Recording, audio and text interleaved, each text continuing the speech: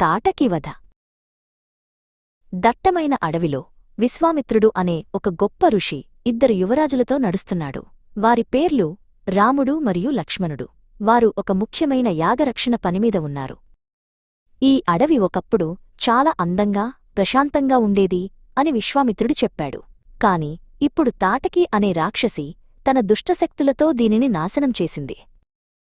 అకస్మాత్తుగా భూమి కంపించడం మొదలైంది. చెట్లు గజగజ వణికిపోయాయి. దూరం నుండి ఒక భయంకరమైన పెద్ద అరుపు వినిపించింది.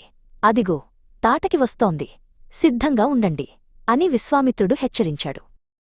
తాటకి ఒక నల్లని పర్వతంలా పెద్దదిగా ఉంది. ఆమె కళ్ళు నిప్పు కణాల్లా మండుతున్నాయి. ఆమె వికృతమైన నవ్వు అడవి అంతా ప్రతిధ్వనించింది. ఆమె తన రాక్షస బలంతో చెట్లను పెకిలించి వారిపై విసరసాగింది.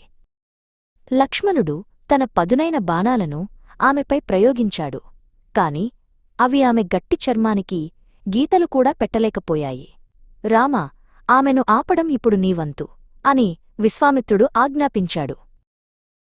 రాముడు ఒక స్త్రీని చంపడానికి మొదట సంకోచించాడు. కాని విశ్వామిత్రుడు గుర్తుచేశాడు, రామా, ఆమె స్త్రీ రూపంలో ఉన్న దుష్టురాలు. అమాయక ప్రజలను రక్షించడం నీ క్షత్రియ ధర్మం. రాముడు కళ్ళు మూసుకుని తన గురువుకు మరియు తన కర్తవ్యానికి మనస్సులో నమస్కరించాడు. అతను ఒక దివ్యమైన శక్తివంతమైన బాణాన్ని తన విల్లుకు సంధించాడు. జై శ్రీరామ్ అని రాముడు గంభీరంగా నినదించి బాణాన్ని విడిచిపెట్టాడు.